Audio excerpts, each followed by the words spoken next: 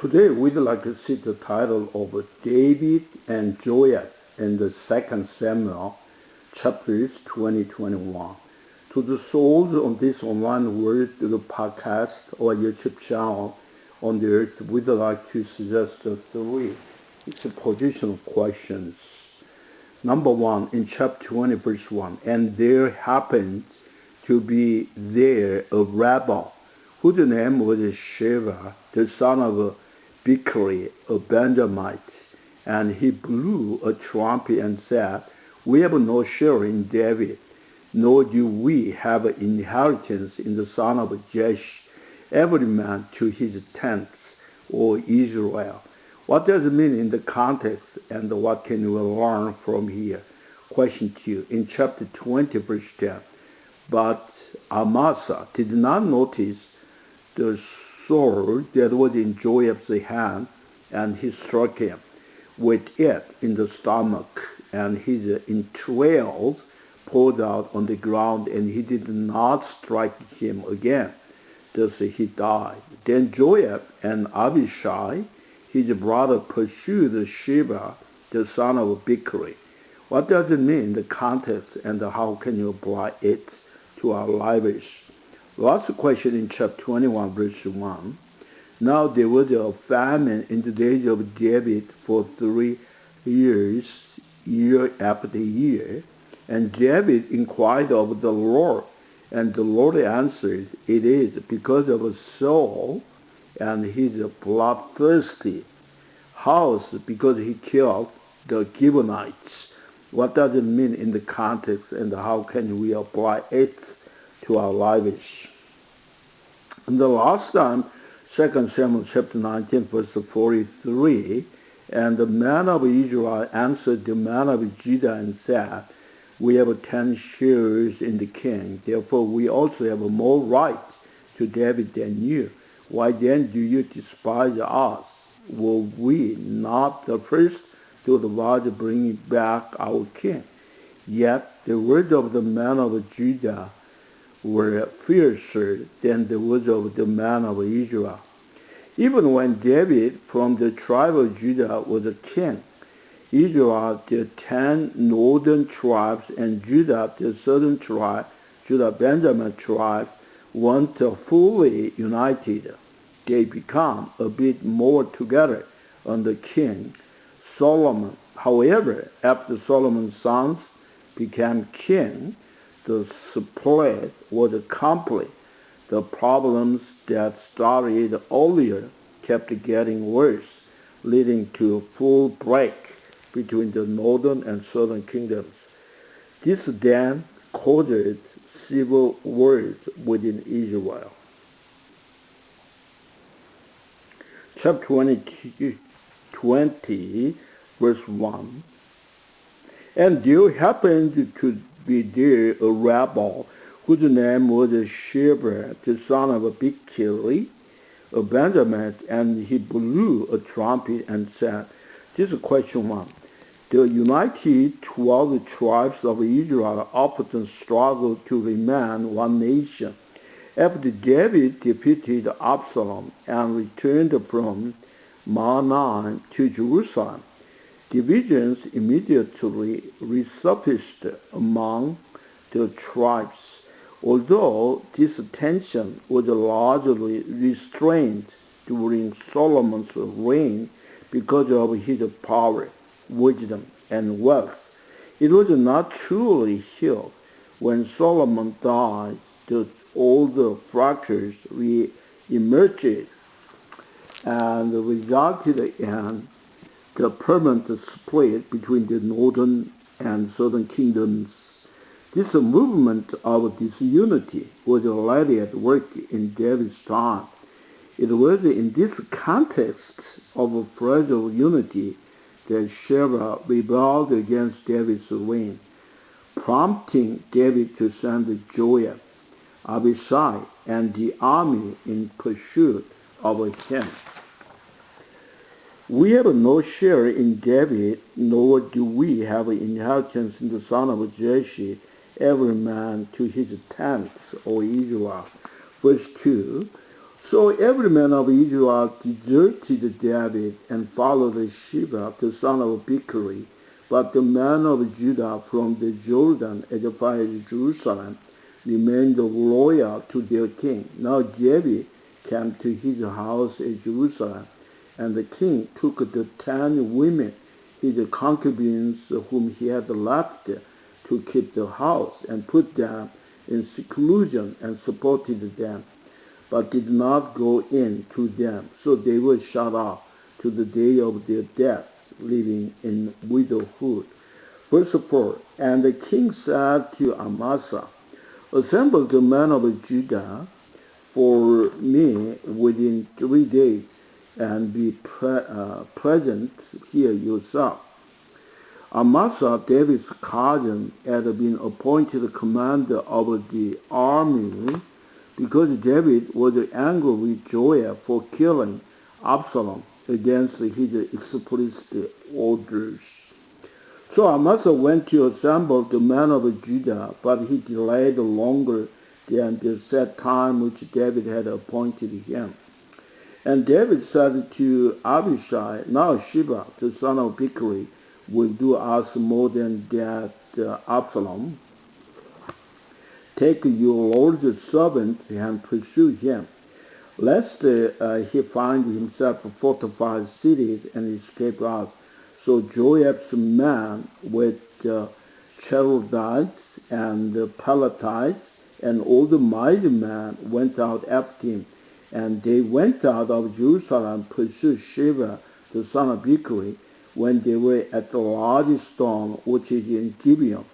Amasa came before them. Now Joab was dressed in battle armor.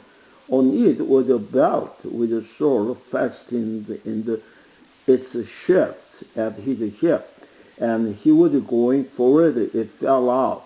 Then Joab said to Amasa, Are you in health, my brother? And Joab took Amasa by the beard with his right hand to kiss him.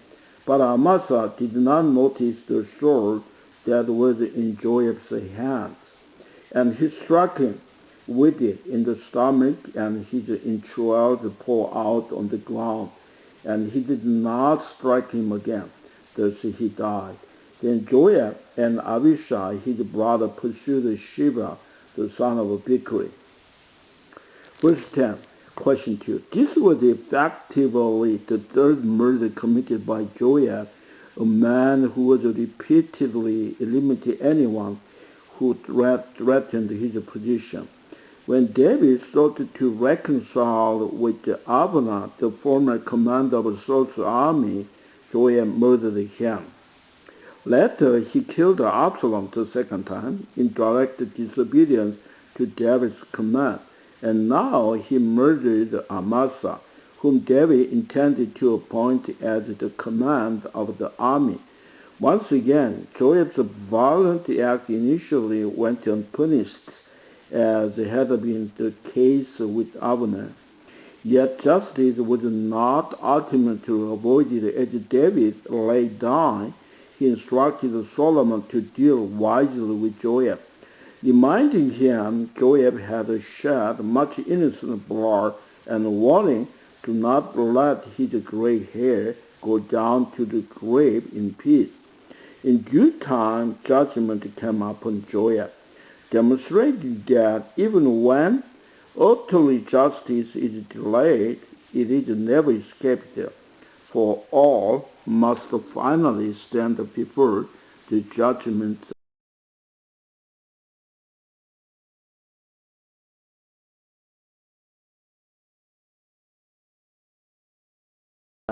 Whoever faithful David followed Joab.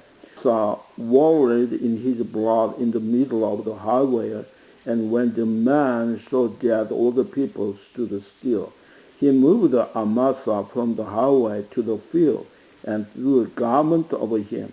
When he saw that everyone who came upon him halted, when he was removed from the highway, all the people went and offered Joab to pursue Sheba the son of Bichri.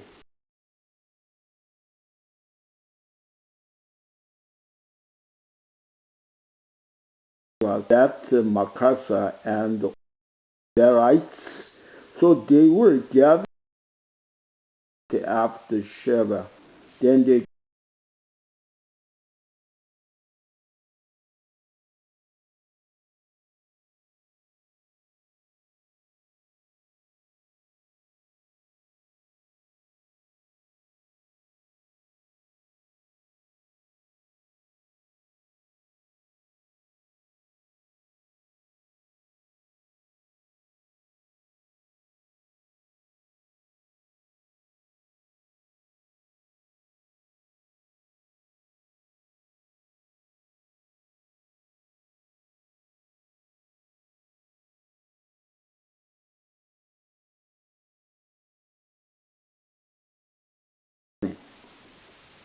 saying they used to talk sometimes saying they shall surely seek guidance at Abel, and so they would end disputes.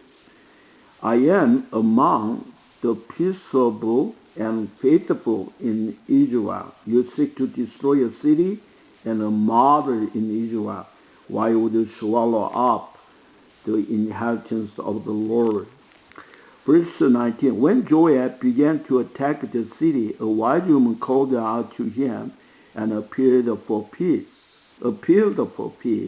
She reminded him that city was one of the historical cities of Israel, a mother in Israel, and questions why he would seek to destroy the inheritance of the Lord.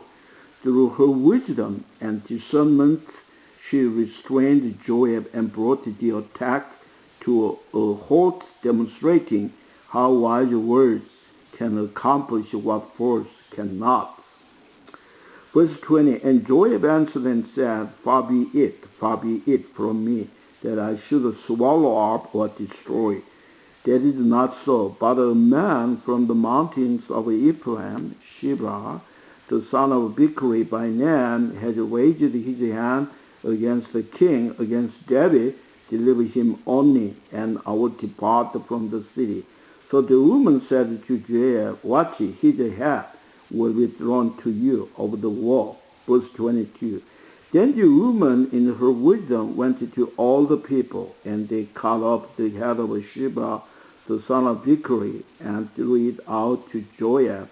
And he blew a trumpet, and they withdrew from the city, every man to his tent. So Joab returned to the king at Jerusalem. She advised the people, let us cut off his head and throw it over the wall, and they will withdraw. The citizens followed her counsel, ejected Sheba, and threw his head to Joab. When Joab saw it, he blew the trumpet, called off the attack, and the army withdrew from the city. Verse 23, and Joab was over all the army of Israel. Benaiah, the son of Jehoiada, was over the Kerethites and the Pelethites. 23, Benaiah was the commander of David's elite bodyguards, the mighty men, including the Kerethites and the Pelethites, and he remained loyal to David during Absalom's rebellion. He also played a key role in establishing Solomon as a king. At this stage, Benaiah served over David's personal guard, while Joab remained the command of the army. Later, under Solomon's reign, Benaiah was appointed chief of the entire army. It was Benaiah who carried out Solomon's judgment on Joab, striking him down, and thus he became the head of Solomon's forces.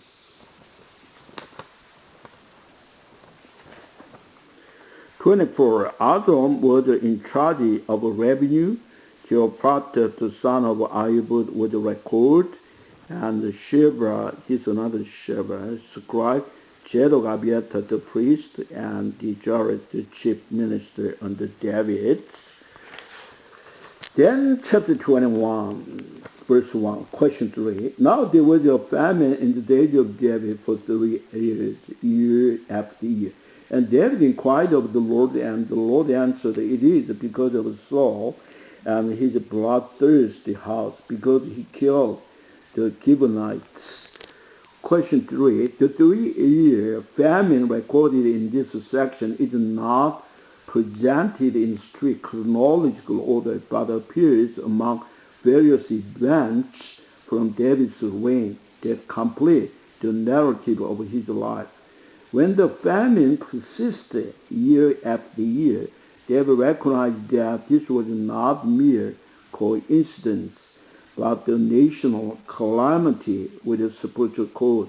He sought the face of the Lord, and the Lord revealed that famine was a judgment because of Saul's blood guilt toward the Gibeonites. Long before, the Gibeonites had deceived Joshua into making covenant with them, pretending they came from a distant land. Nevertheless, Israel had sworn an oath of peace to them. Though Scripture does not record the specific acts, Saul had later violated this covenant and sought to destroy to them. In doing so, he broke a sacred vow, an act that constitutes a serious offense against God's law. Numbers chapter 3, verse 2. And it was this sin that brought the famine upon the land. Verse 2. So the king called the Gibeonites and spoke to them. Now the Gibeonites was not of the children of Israel, but of the remnant of the Amorites. The children of Israel had sworn protection to them, but Saul had sought to kill them in his zeal for the children of Israel and Judah.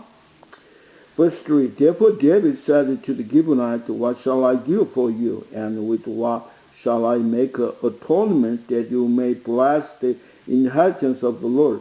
And Gibeonites said to him, we will have no silver or gold from Saul or from his house, nor shall you kill any man in Israel for us. So he said, whatever you say, I will do for you. Then they answered the king, as for the man who consumed us and plotted against us, that we should be destroyed from remaining in any of the territories of Israel, let 7 men of his descendants be delivered to us, and we will hang them before the Lord in Gibeah of Saul, whom the Lord chose. And the king said, I will give them. But the king spared Mephibosheth, the son of Jonathan, the son of Saul, because of the Lord's oath that was between them and David and Jonathan, the son of Saul. So the king took Amnon, Mephibosheth, the 2 sons of Rizpah, the daughter of Aiah, whom she bore to Saul, and the 5 sons of Michal, the daughter of Saul, she brought up to Abner, the son of Berjah, the Meolitite. And he delivered them into the hand of the Gibeonites, and they hanged them on the hill before the Lord. So they fell, all 7 together, were put to death in the days of harvest, in the first days, in the beginning of the barley harvest. The barley harvest was from March to April, so on the Passover season. Now Rizpah, the daughter of Aiah, took a sackcloth and spread it for herself on the rock from beginning harvest until the late rain poured on them from heaven. And she did not allow the birds of the air to rest on them by day, nor the beasts of the field by night. And David was told what Rizpah, the daughter of Aiah, the concubine of Saul, had done. When Saul and Jonathan fell on the Mount Gibeah, it was near the city Bethshean, located at the northern end of the mountain. Verse 12, Then David went and took the bones of Saul and the bones of Jonathan, his son, from the man of Jabesh Gilead, who had stolen them from the street of Bethshean, where the Philistines they had hung them up, after the Philistines had struck down Saul in Gibeah. So he brought up the bones of Saul, the bones of Jonathan, his son from there, and they gathered the bones of those who had been hanged. They buried the bones of Saul, Jonathan, his son, in the country of Benjamin, Judah, in the tomb of Kish, his father. So they performed all that the king commanded, and after that God heeded the prayer for the land. After Saul and Jonathan were killed, the Philistines hung their bodies on the wall of Bethshan. The men of Jabesh Gilead later came by night, took the bodies down, and buried them Jabesh Gilead. Now when David heard about the 7 descendants who had been ejected and about Lazarus remaining in the open field guarding the bodies as they decayed and protecting them from birds and beasts, he was deeply moved. David gathered the bones of Saul, Jonathan, along with the bones of 7 ejected men to give an entire family a respectable burial in the tomb of Saul's father, Kish, located in the land of Benjamin. By fulfilling this duty, showing honor to Saul's house, David satisfied the requirement of justice, and God subsequently ended the famine of answering the prayer for the land.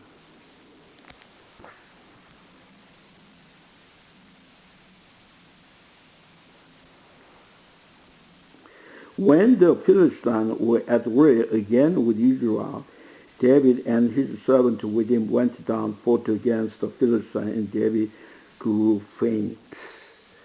Verse 50, another incident from this period sheds light in some of David's ongoing conflict, particularly with the descendants of Goliath, providing additional insight into challenges he faced even after his victory over the Philistine giants.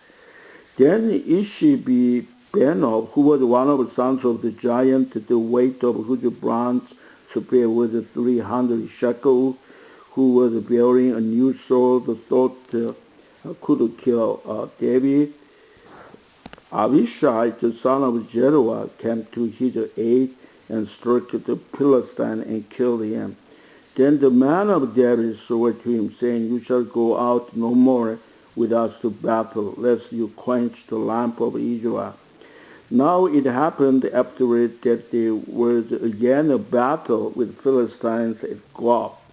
Then Shibbekai the Hushathite killed Sop, who was one of the sons of the giants. Verse 16, reference to giant can be found in 1 Samuel 74 and Genesis 6:4-2. 9 feet, the size is 9 feet 9 inches, or about 3 meters. So that is the height. At Gob and the Philistine, where Elhanan, the son of Jared-Gorim, and Bethlehemite killed the brother of Goliath, the Hittite, the shepherd of whose spear was like a weaver's beam.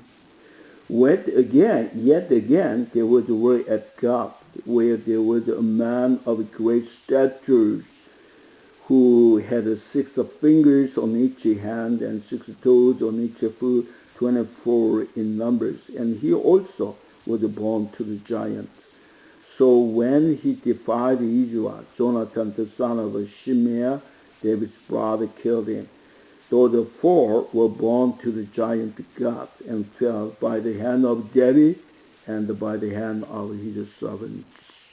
David and his warriors ultimately eliminated Goliath's family along with the other giants, completing the story of their destruction. This account highlights how the threat of these formidable foes were fully removed during David's reign. So we covered all 3 questions. You may continue to keep on prayer, the missionaries' prayer. Also, the last 2 days we received missionary for the prayer for medical staff in Syria and for the elderly ministry in Ukraine as well. So continue to keep on prayers, mission cards, so the new mission card, top 1, that is the new mission card we received it. So we are going to a mission tour in Baltic Sea area. There's a lot of Protestant Christians, but they don't practice the scripture, particularly Christ in all scripture. So we deliver God's word to them. Continue to keep on praying for them. May God bless you richly. So we are speaking word together.